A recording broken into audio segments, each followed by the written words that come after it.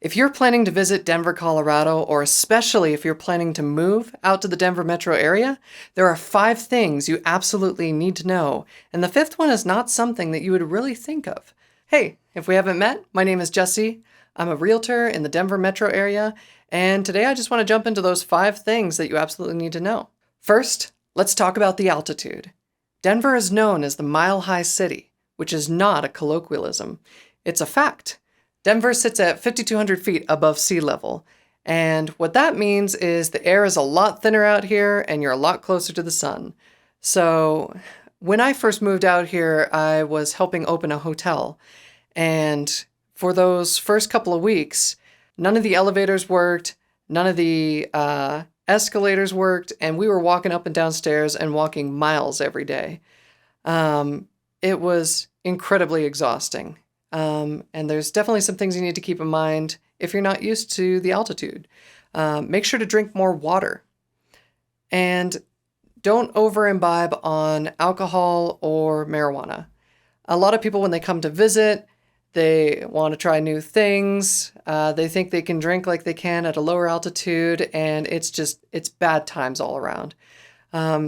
Always make sure to drink lots of water and take it slow when it comes to alcohol or weed. Let's move on. Number 2, be prepared for sun. So the Denver area gets about 300 days of sunlight every year. And what that means is it is super dry here. There is like no humidity. We can get up to 50 inches of snow in a year, but they all come in big storms that dump a whole lot of snow at once, and then in a couple days it's gone.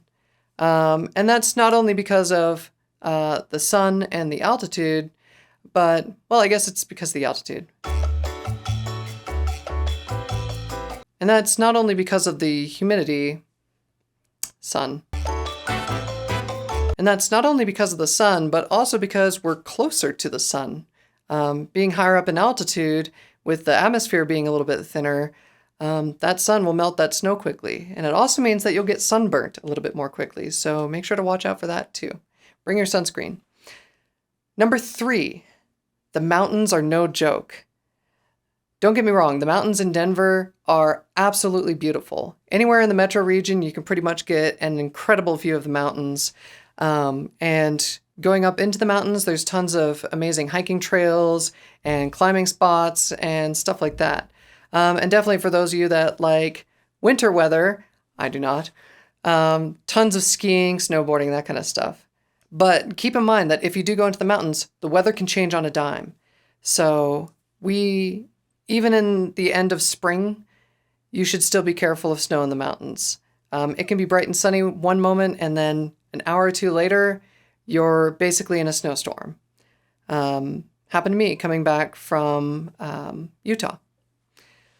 Roads can be snowed out, even in late spring, and even in the middle of summer, we can get a dusting of snow up in the mountains. And as well, if you are hiking or biking in the mountains, make sure to watch out for animals. Stick to the trails because we do have bears and mountain lions, and you just kind of need to be aware of that, especially in springtime.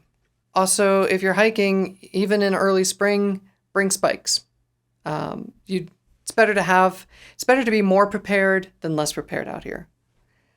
Let's move on to number 4, and this is something I've talked about before on my channel, but the Denver area has incredible food.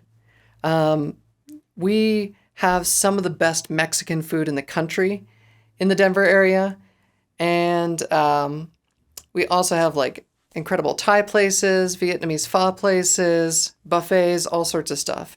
If you did want to know some more info, I covered some of the best restaurants in Thornton and Northglenn, which is in the North Metro area, in this video that you can see in the note up here. So absolutely check that out. I'm love food. And number 5, taxes. Who'd have thought? So Colorado is part of only 9 states that have a flat income tax rate. And actually, Colorado voters just this past November voted to reduce that flat income tax rate from 4.55% down to 4.4%. So you're actually saving more money. We also have the third lowest property tax rate in the US on average. Obviously, it's going to differ based on your county, but we on average have a rate of 0.51% for property tax. And so what that means is if you have a $500,000 property, you're only paying about $2,500 in taxes annually. And that's it.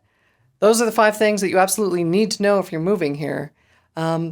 If this sparked any ideas for you, or if I missed something, make sure to leave a comment below and let me know. I would love to know your experiences moving to the area, or if you're thinking about moving the area, also leave a comment. Let us know what the biggest, whatever. And hey, if you like this video, make sure to click the subscribe button and the like button. And that lets YouTube know that I'm actually providing value to you and you're getting something out of this. And it would be super helpful for me since this is a new channel. That said, maybe I'll see you around. Until next time.